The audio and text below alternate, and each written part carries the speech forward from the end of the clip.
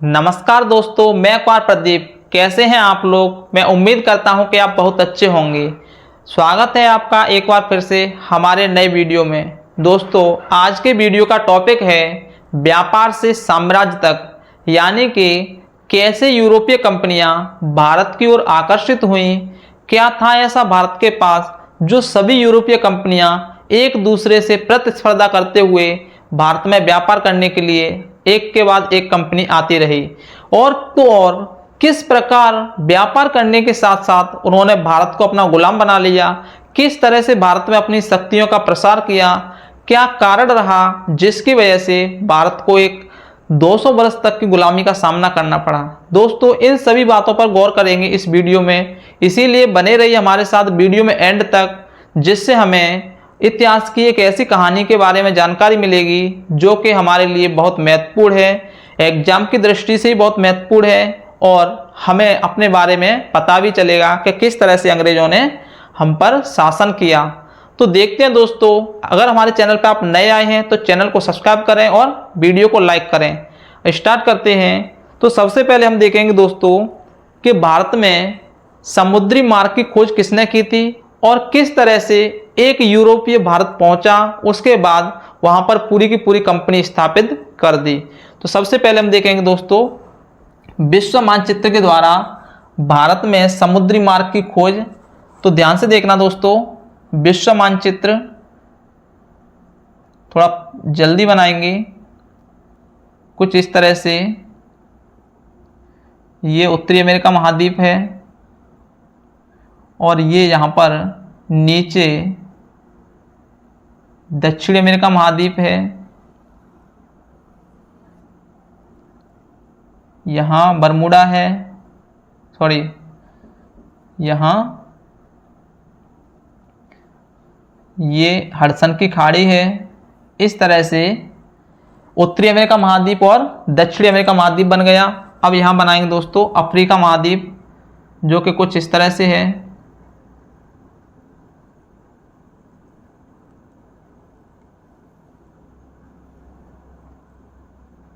ध्यान से देखना, ये है अरब प्रायद्वीप और ये है दोस्तों भारत। यहाँ जापान वगैरह है। इस तरह से रूस वाला हिस्सा है ये, और ये है दोस्तों यूरोप। यहाँ देश हैं नॉर्वे, स्वीडन, फिनलैंड, और यहाँ दोस्तों पुर्तगाल और स्पेन, यहाँ इटली, और ये भूमध्य सागर का हिस्सा है, यहाँ तुर्की है। इस तरह से ये बनता है विश्व मानचित्र। ध्यान से देखेंगे दोस्तों कि किस तरह से भारत में समुद्री मार्ग की खोज हुई थी, सबसे पहले किसे यात्रा पर भेजा गया था और क्या हुआ। ठीक है, यहाँ पर अगर देखें तो यहाँ भारत को क्लियर करना चाहेंगे तो यहाँ एक स्पष्ट सीमा बना सकते हैं कुछ इस तरह से। ये अपना भारत है। ठीक है, भारत। अब देखेंगे कि किस तरह से समुद्री यात्रा के द्वारा समुद्री मार्ग की खोज हुई थी। तो सबसे पहले क्या हुआ दोस्तों, यहाँ से यूरोप से यानी कि ये कौन सा पार्ट है, ये वाला हिस्सा दोस्तों क्या है, ये है यूरोप। ठीक है, अब ये क्या है, यूरोप है। ध्यान से सुनना, यूरोप।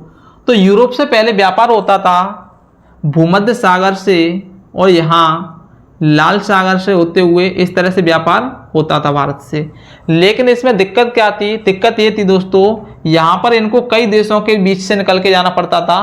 तो यहाँ पर क्या था, व्यापार में उनको मुनाफा नहीं हो रहा था। ठीक है, अब व्यापार में मुनाफा नहीं हो रहा था तो यूरोप वासियों ने सोचा कि एक भारत के लिए एक स्वतंत्र मार्ग की खोज की जाए जिसमें कोई देश बीच में नहीं आए, जिससे जो बिचौलिए होते हैं ना उनको कुछ देना नहीं पड़े, टैक्स वगैरह नहीं देना पड़े। ठीक है, तो यहाँ से इन्होंने सोचा कि एक यात्री को भेजते हैं भारत की खोज के लिए, जो कि एक समुद्री यात्रा होगी। ठीक है, तो यहाँ से इन्होंने भेजा एक इटली का नाविक था, इटली का नाविक यानी कि जो खोज करता था उसको भेजा।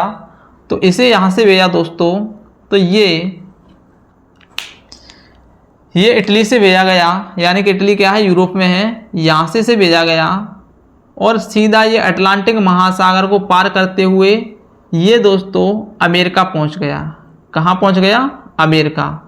अब अमेरिका पहुँच गया तो किसे भेजा गया था? इसे भेजा गया था दोस्तों क्रिस्टोफर कोलंबस को। क्रिस्टोफर कोलंबस सबसे पहले भारत के लिए यात्रा की, यानी कि समुद्री मार्ग की खोज करने के लिए क्रिस्टोफर कोलंबस को भेजा गया था, लेकिन गलती से वो अमेरिका पहुंच गया। कहाँ पहुंच गया? अमेरिका। और इसे भेजा गया था 1492 में।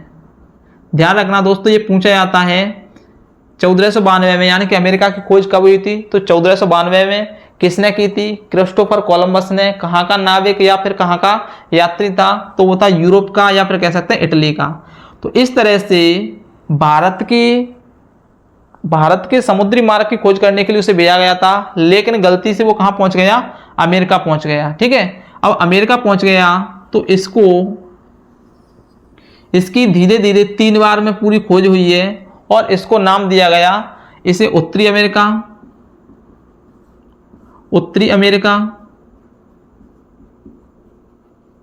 और इसे दक्षिणी अमेरिका। लेकिन इन दोनों हिस्सों को दोस्तों नई दुनिया के नाम से जाना जाता है। किस नाम से? नई दुनिया के नाम से। ऐसा क्यों है? ऐसा इसलिए है दोस्तों क्योंकि पहले जब इस नई दुनिया या फिर इसकी खोज नहीं हुई थी, यानी कि 1492 से पहले इसकी खोज नहीं हुई थी, तब हमारे लिए केवल ये पूरी दुनिया थी, यानी ये क्या थी? हमारे लिए पूरी दुनिया थी। लेकिन जैसे ही क्रिस्टोफर कोलंबस ने 1492 में इसकी खोज की तो हमारे लिए एक नया स्थान भूभाग सामने आया, जिसे उत्तरी अमेरिका, दक्षिण अमेरिका के नाम दिया गया और ये हमारे लिए क्या हुई? एक नई दुनिया के नाम से जानी गई। फिर दोस्तों कुछ साल बाद, यानी कि लगभग 6 साल बाद क्या हुआ? एक यात्री को और भेजा गया था। 6 साल बाद एक यात्री को और भेजा गया था। कब भेजा गया था? इसे भेजा गया था 1498 में, और वो था दोस्तों पुर्तगाली, यानी कि वो था यहाँ का। ये है दोस्तों पुर्तगाल, यहाँ पर स्पेन है और पुर्तगाल है। तो यहाँ से भेजा गया था, उसका नाम था दोस्तों वास्को डी गामा। और वास्को डी गामा कहाँ पहुँचा? वास्को डी गामा अटलांटिक महासागर से होते हुए और दक्षिणी अफ्रीका के केप ऑफ, ध्यान से सुनना, केप ऑफ गुड होप, ये क्या है? ये है अफ्रीका महाद्वीप का सबसे दक्षिणी छोर कह सकते हैं, जिसे केप ऑफ गुड होप नाम से जाना जाता है। तो इसको पार करते हुए और हिंद महासागर में पहुंचा। हिंद महासागर से ये पहुंचा दोस्तों भारत में। भारत में किस स्थान पर पहुंचा? ये पहुंचा केरल के कालीकट बंदरगाह। कहाँ पर पहुंचा? केरल के कालीकट बंदरगाह।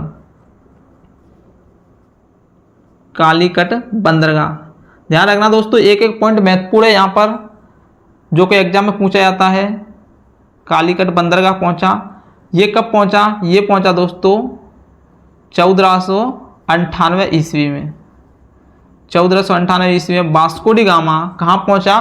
भारत के कालीकट बंदरगाह पर। और सबसे पहले यूरोप वालों ने, यानी कि सबसे पहले पुर्तगालियों ने भारत में समुद्री मार्ग की खोज की थी। किसने की थी? वो था दोस्तों वास्को डी गामा।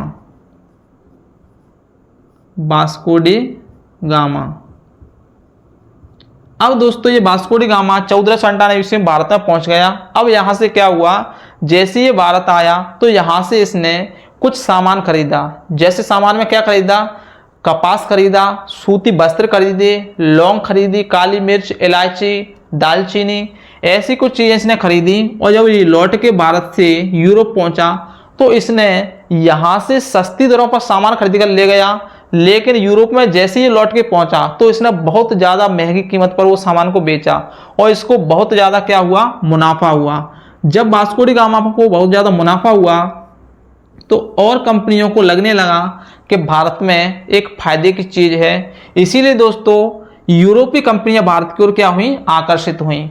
अब धीरे धीरे जैसे बात करते हैं हम, सबसे पहले कौन आए थे भारत में, उसके बाद कौन आए थे, तो सबसे पहले दोस्तों कौन आए थे, सबसे पहले आए थे पुर्तगाली। यहाँ मैं लिख रहा हूँ भारत में आने वाली यूरोपीय कंपनियों का क्रम लिख रहा हूँ, ठीक है। यहाँ देखना, सबसे पहले आए थे पुर्तगाली, पुर्तगाली आए थे, ठीक है। उसके बाद आए थे दोस्तों डच। डच कौन होते हैं, डच होते हैं दोस्तों जो नीदरलैंड के निवासी होते हैं, उनको क्या कहते हैं, डच कहते हैं, ठीक है। उसके बाद आए थे अंग्रेज। अंग्रेज कहाँ के थे, अंग्रेज यूरोप के थे, लेकिन इनका जो निवास था वो था इंग्लैंड यानी कि ब्रिटेन, ठीक है। उसके बाद आए थे डेनिश। डेनिश कौन होते हैं दोस्तों, डेनिश होते हैं डेनमार्क के निवासी, यानी कि डेनमार्क के जो डेनमार्क है यहाँ पर, उसके निवासी कौन है, डेनिश। और 5वें नंबर पर आए थे दोस्तों फ्रांसीसी, फ्रांसीसी। इतनी कंपनियां भारत में आई हैं व्यापार करने के लिए। सबसे पहले पुर्तगाली यानी कि पुर्तगाल की कंपनियां, फिर डच, उसके बाद अंग्रेज, फिर डेनिश और फ्रांसीसी। ध्यान रखना दोस्तों, यहाँ पर क्वेश्चन बनता है कि भारत में आने वाली यूरोपीय कंपनियां, यानी कि भारत में आने वाली सबसे पहली यूरोपीय कंपनियां कौन है, वो है दोस्तों पुर्तगाल की, ठीक है। और पुर्तगाल सबसे पहले आए थे और भारत में से सबसे बाद में गए थे, क्योंकि दोस्तों भारत में ये गोवा में अपना स्थान बना चुके थे, जो कि कब गए थे, ये गए थे 1961 में, ठीक है। पुर्तगाली भारत से कब गए थे, 1961 में, जबकि भारत हमारा आज़ाद हो गया था 1947 में। उसके बाद भी दोस्तों यहाँ पर ये लोग रहे, कौन, पुर्तगाली। तो यहाँ से क्वेश्चन बनता है कि भारत में आने वाले सबसे पहले लोग कौन हैं, तो पुर्तगाली हैं, और सबसे बाद में जाने वाले वो भी कौन है, पुर्तगाली हैं, ठीक है।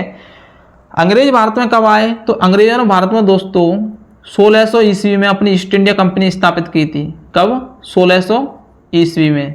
ध्यान रखना, ईस्ट इंडिया कंपनी के आने के बाद यहाँ पर जो व्यापार था वो बहुत बढ़ गया था। उसके बाद धीरे धीरे व्यापार से जब लड़ाई झगड़ा शुरू होने लगा, आपस में इनमें कंपटीशन बढ़ गया। कंपटीशन क्यों बढ़ा, कंपटीशन इसलिए बढ़ गया था दोस्तों क्योंकि तुम्हें पता है कि किसी स्थान पर एक ही व्यापारी है तो वो अपनी मर्जी से रेट लगाएगा सामान की और अपनी रेट से सामान खरीदेगा। लेकिन जब और भी कंपनियां और भी व्यापारी आ जाएंगे तो उस सामान की क्या बढ़ जाएगी, रेट बढ़ जाएगी, यानी कि उसकी दर बढ़ जाएगी। तो इनको क्या है कि ऊंची दरों पर सामान खरीदना पड़ रहा था और उनको मुनाफा कम हो रहा था, यानी कि थोड़ा फायदा उनको कम हो रहा था। अब फायदा कम हो रहा था तो ये आपस में क्या करने लगी, आपस में कॉम्पिटिशन करने लगी। और कॉम्पिटिशन के साथ साथ क्या होने लगा कि ये कंपनियां किसानों को और वहाँ के लोगों को क्या करने लगी, अपने अंडर में करने लगी, यानी कि खरीदने लगी। और ऐसे जब खरीदने के साथ साथ क्या हुआ, जब ये लड़ाई झगड़ा बढ़ गया तो क्या होने लगा, युद्ध हुआ। और युद्ध होने के बाद हम बात करते हैं जो पहला युद्ध हुआ था। पहला युद्ध कब हुआ था, पहला युद्ध हुआ था दोस्तों प्लासी का युद्ध। प्लासी का युद्ध ये हुआ था 1757 बंगाल में। और दूसरा युद्ध हुआ था बक्सर का युद्ध, बक्सर का युद्ध, और ये हुआ था 1764 ईस्वी में। दोस्तों ये दो युद्ध जीतने के बाद अंग्रेज क्या हो गए, भारत में शक्तिशाली हो गए और धीरे धीरे दोस्तों पूरे भारत पर उन्होंने क्या कर लिया, कब्जा कर लिया। दोस्तों ये इस कहानी का पहला पार्ट है, यानी कि इसकी कहानी और हम दूसरे वीडियो में पूरी करेंगे, क्योंकि अभी हमें देखना है दोस्तों कि प्लासी का युद्ध किस किस के बीच में हुआ था, क्यों हुआ था, उसका जो नवाब था वो उसके हारने का क्या कारण रहा, ठीक है। और बक्सर का युद्ध जीतने के बाद अंग्रेजों के पास किस प्रकार की शक्तियां आ गई। तो दोस्तों आज की वीडियो हम इतना ही पढ़ेंगे और आगे हम इसका दूसरा पार्ट डालेंगे, वो जहाँ से कहानी स्टार्ट होगी कि लड़ाई कैसे स्टार्ट हो गई और किस तरह से अंग्रेज शक्तिशाली बने। दोस्तों मैं उम्मीद करता हूं कि आपको ये समझ में आ जाएगा होगा। आगे का वीडियो हम दूसरे पार्ट में डालेंगे। थैंक यू दोस्तों वीडियो को एंड तक देखने के लिए।